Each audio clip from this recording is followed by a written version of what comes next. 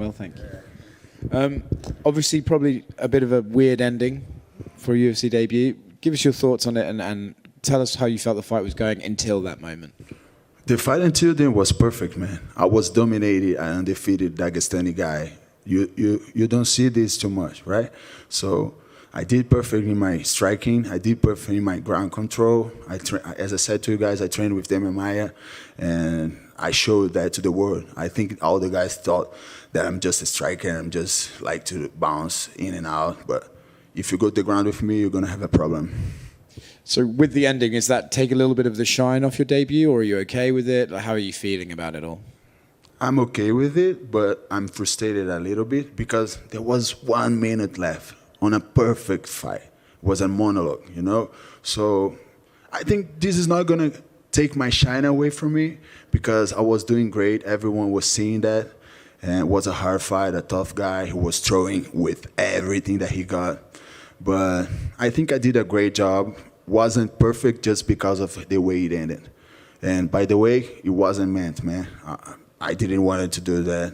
I thought, actually, I think it missed some attention, you know? But it is what it is. I'm ready to another one. At least it wasn't a DQ, right? At least you still have the win. That's what I was worried about, to get a DQ, you know, because I was doing a perfect fight, man. And get a DQ in that debut after a fucking perfect performance, I was worried for sure. That's why I was with the crowd and say I'm sorry to everyone because I wasn't meant to do that. I'm a martial artist and I'm really taking martial arts serious, you know? And I will never, never do an illegal thing on purpose.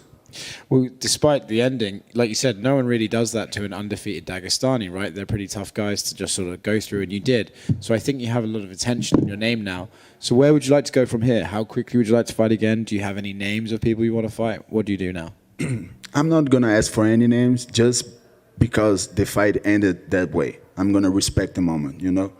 I wanna fight again in August, maybe. I need to heal something. I had 2 big injuries in this fight. I almost got out of the fight and was a tough camp. So I need to rest a little bit, 2 weeks, and go back, get better. And I'm always gonna get better, man. What you saw, I'm gonna be 10 times better. You will see. I look forward to it. Thank you. So was it just getting caught up in the heat of the moment, or was it a moment for the illegal strike, or was it just that you were unsure of the rule set at that moment? No, I am sure of the rule set. I thought he was with the tip of his finger. That's what I thought because his knee wasn't on the ground. I didn't feel that, but I couldn't see too much. What is a little bit of no attention, you know, but. It is what it is, man. I'm sorry for Gadzi. I'm sorry for his team. I'm sorry for the commission for doing that. But this won't repeat. I promise you guys that. Did the ref make it clear to you at that point that it wasn't going to be a DQ? Were you waiting till the very end, unsure if you were even going to be awarded the victory, or did you kind of have an understanding that you were okay at that point? Yeah, I was afraid to get DQ, man. I was very afraid to get DQ after that kind of performance. But then my coach said, calm down, calm down. I think we're going to the judges' score. And I knew in the judges' score I was winning. I was dominating him, man. So not the way that I wanted to end, but as I said, it is what it is. You did a lot of great work when you took his back, and you were very dominant at a lot of those times. What certain, outside of, you know, obviously it didn't end the way you wanted to, but what were some of the main things that you were really happy with your performance that really stood out for you, that maybe you surprised yourself a little? I didn't surprise myself. I've been working for 10 years to get in this position, and I wanted to show everyone that I'm not just a striker, you know? So I think everybody saw a very good ground game, a very good control in the ground game. And I train, as I said to you guys, I trained with Demian Maia for a lot of years, so I know how to take the back, control the back. He was doing a great job defending his neck, but I will improve my wrist control and everything, and next time, squeeze the neck. If you had to compare, you know, Demian Maia, I think people underrate how great he was, you know. If you had to compare the two between Demian Maia or going back in there and wrestling and fighting with somebody on the ground, who's tougher? Damian Maia for sure, man. Damian Maia is the king of jiu-jitsu in MMA. You guys need to know that. I've been training with him for so many years. He's been squeezing my neck for so many years. So he's the greatest on the ground, man. There's no one like him, you know? So I learned a lot from him, and I think I showed it today for you guys. Did he give you any sort of advice or any words going into this big event for you? Oh, Damian is kind of introspect guy, you know. We talk a little bit. I trained with him a little bit for this camp. I've been training with him for long years, but this camp I didn't train too much with him because I think he got retired and he wasn't training a lot. But he was coming to the gym to train one time a week in the morning, and then I was going there when he was coming, you know. So yeah. Damian is the best, man. And I showed the Dagestani guy in the beginning. He took me down, and then I swept him, you know? And that's where he thought, man, it'll be hard to keep this guy on the ground. That's why he keeps striking with me and throwing everything that he got, you know? Because I think he knew that he had no chance with it. I know a lot of guys aren't out there calling out Dagestani guys, but that could be your little trademark thing. Is that something you might want to start calling out some more of the Dagestanis and taking that fight that other people don't want to take? I can take anyone, man. I'm not gonna call the Dagestani guy. I have very respect for these guys. They are very tough. They are doing this wrestling thing since they were little. We saw Khabib what he did, and I'm a big fan of him. So I don't want to make this like a rivalry, you know. But anyone that comes in front of me, I'm gonna destroy, man. I'm gonna dominate on the feet, on the ground. I can do everything. That's why they call me the natural. Because everywhere is just natural for me. Congrats on the victory. Thank you. Thank you, guys.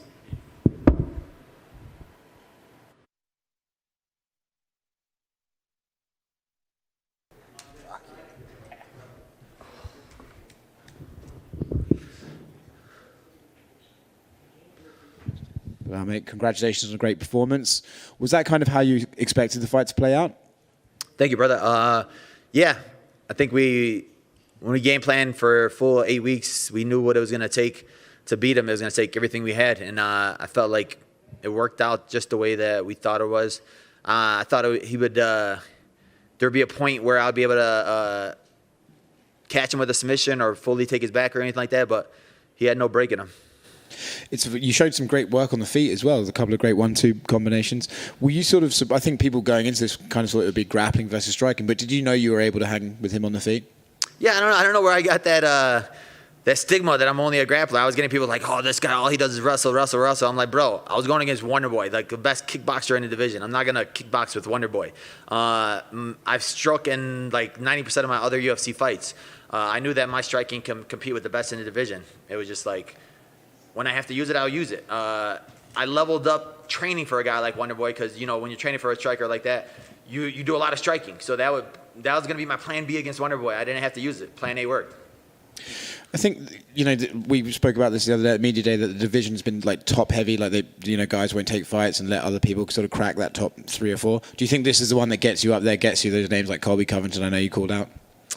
Who's the only one in the division with a better run than I am on? Like, I'm literally fighting Maia, Wonder Boy, Luque. Like, who's Kobe fighting? Kobe's fighting guys off of 2 losses in a row. Who's Leon fighting? Leon's fighting 55ers.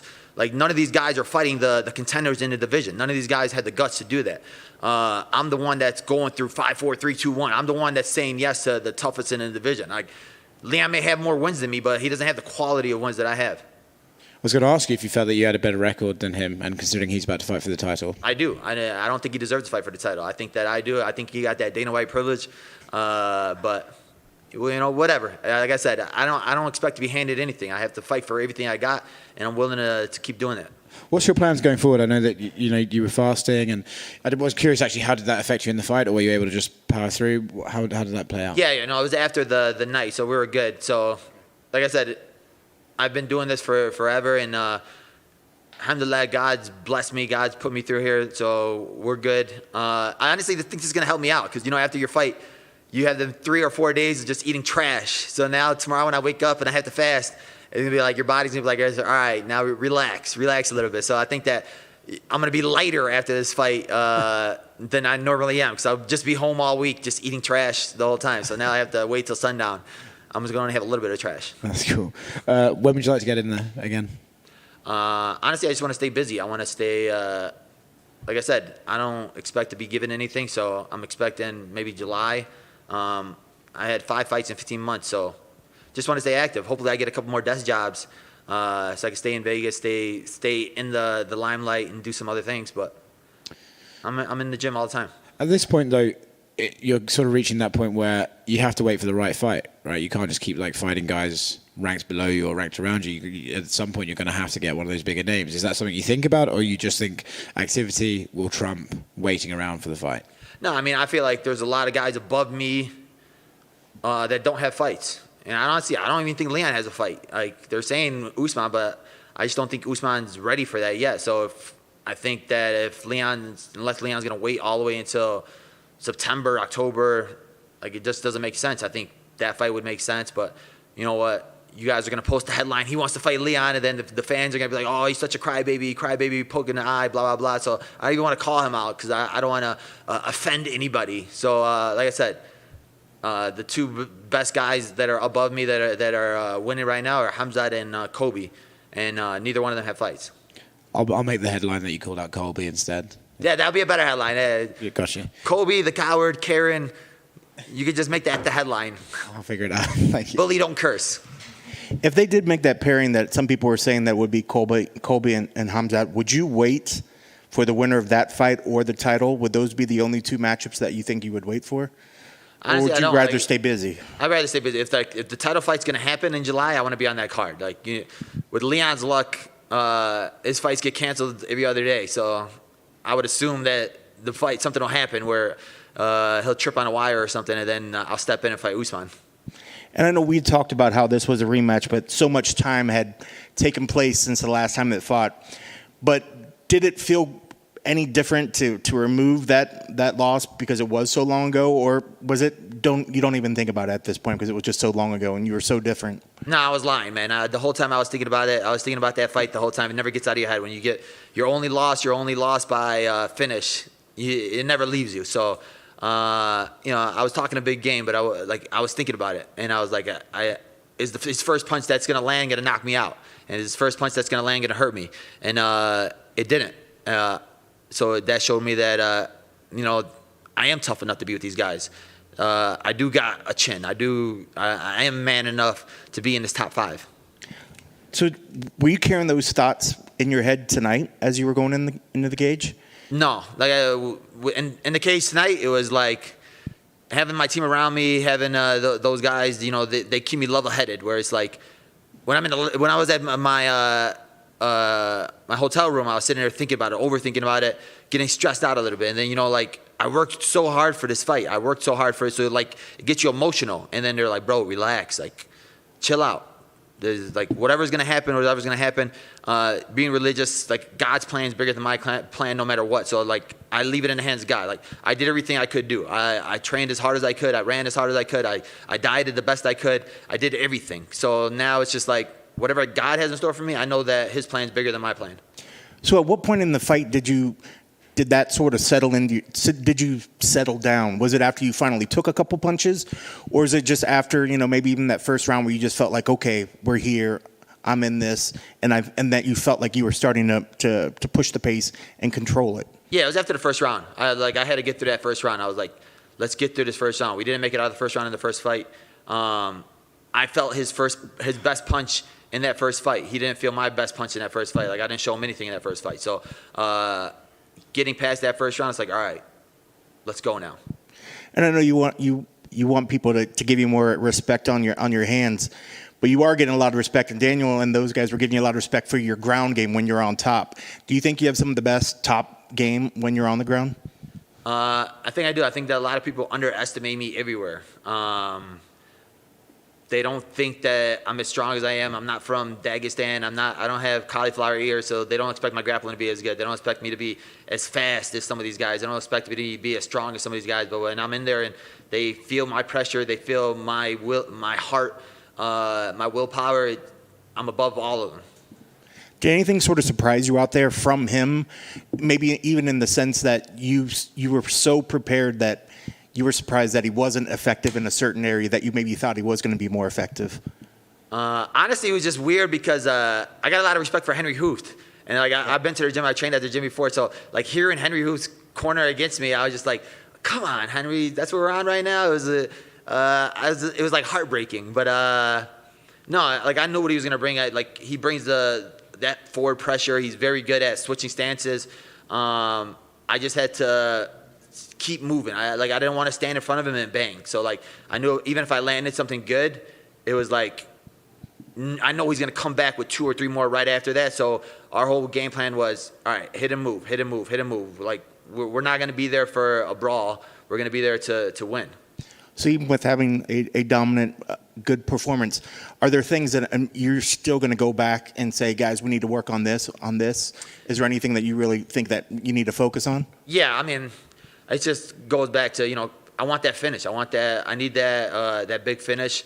I had a couple moments on the ground where I thought he was going to give up the back, and I was going to take advantage of that and go for a choke. That we were planning on that the whole time. But like little tweaks here and there, I think it's going to come. And, a lot of people give me flack on that, like, oh, he needs to be finishing fights, blah, blah, blah. But it's going to come at the right moment. It's going to come at the right time. Like it's happened with the champions, Kamaru, Khabib, like all them guys. Like they had those times where people were like, oh, these guys don't finish. And then all of a sudden, bam, back-to-back finishes. I think it's going to be the same way. And last for me, and I don't know if you even got a chance to really watch the fights while you're back in their preparation. There were a couple weird fouls tonight that ended fights. I don't get your thoughts on whether things are said they're not intentional and all this other sort of thing. It was just some weird finishes on fights. We were literally arguing about that back there. I'm like, bro, like all these guys are like, you're winning the fight, and then you do an illegal move, and then all of a sudden, all right, the fight's over, and that guy ends up losing, but you did the illegal move. So I'm like, how did Peter Yan lose his belt at that time? So I'm like, if you win the first 2 rounds, you can do something illegal, then all of a sudden it'll go to the judge's scorecard. Like, that really didn't make sense to me. I think that's going to make them do some sort of rule changes or something like that. But like Dominic Cruz said, like, how do you judge the intention of it? Like, you're saying, oh, it wasn't intentional, but the dude threw the knee to the head when he was on the ground. Like, you got to know those things. I don't care if you're seeing red or not. Like, there's rules, so you got to beat those rules. And those guys, I don't know, it didn't make no sense. The fight before me, I was sitting there like, bro, this is taking forever. What's going on? And then I saw it. I'm like, that's an illegal knee. How's he still winning? Appreciate the feedback. Congrats on the victory. Thank you, bro.